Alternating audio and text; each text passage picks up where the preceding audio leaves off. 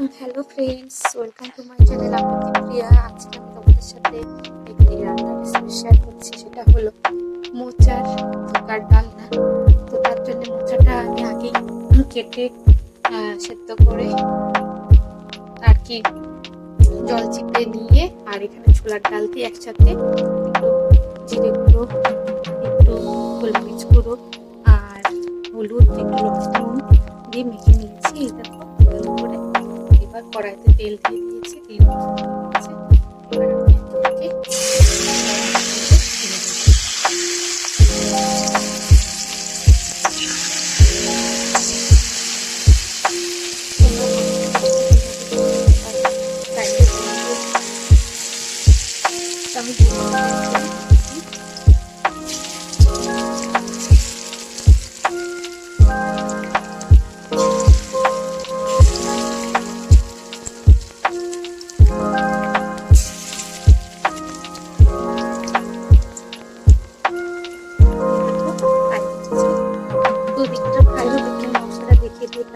আমি জিরা, লঙ্কা, আদা, হলুদ বাটা আছে।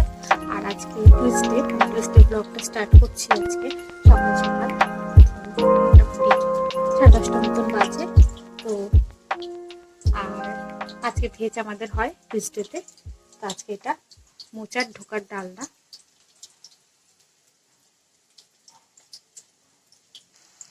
তো এই দেখো বন্ধুরা, আমার কড়াইতে এই বড়াগুলো বাদামি লালচে করে ভাজা হয়ে গেছে।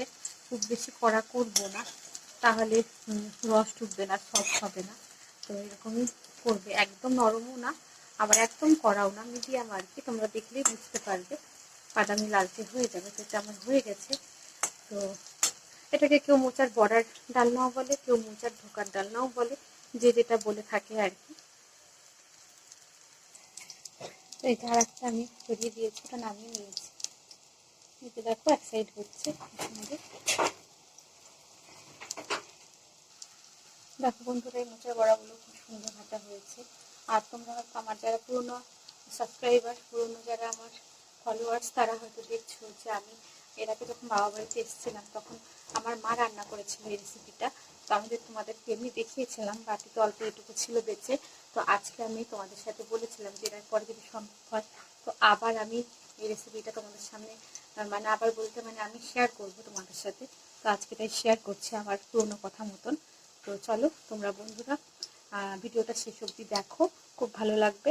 আর অবশ্যই বাড়িতে ট্রাই করে দেখো মোচার বড়ার ডালনা, তো বা মোচার ঢোকার ডালনা, ভীষণ ভালো লাগবে। অবশ্যই মোচা সেদ্ধ করে নিই আর ছোলার ডাল বেটে নিয়েই করবে, সেটা মিক্স করেই করবে, বেশি ভালো লাগে মটর ডালের থেকেও বা অন্য কোনো ডালের থেকেও।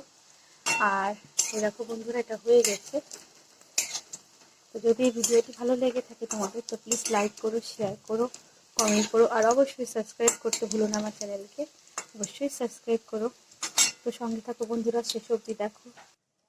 তো বন্ধুরা, আমি কড়াইতে একটু সর্ষের তেল দিয়ে দিয়েছি আর সাথে জিরে ফোড়ন দিয়ে দিয়েছি। আর এই যে দেখো, আলুগুলো কেটে আমি ধুয়ে রেখে দিয়েছিলাম, তো এটা দেখাতে আগে ভুলে গেছি। তো এটা এখন কড়াইতে দিয়ে দেবো।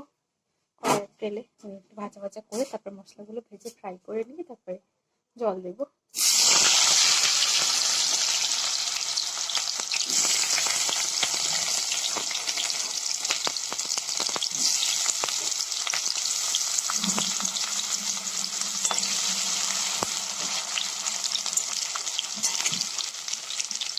নিরামিষের দিনে এই তরকারিটা ভীষণ স্বাদ লাগে বন্ধুরা, তোমরা বাড়িতে অবশ্যই ট্রাই করো। দেখো বন্ধুরা, আমি মশলাটা দিয়ে এর মধ্যে একটু চিনি দিয়ে দিয়েছি।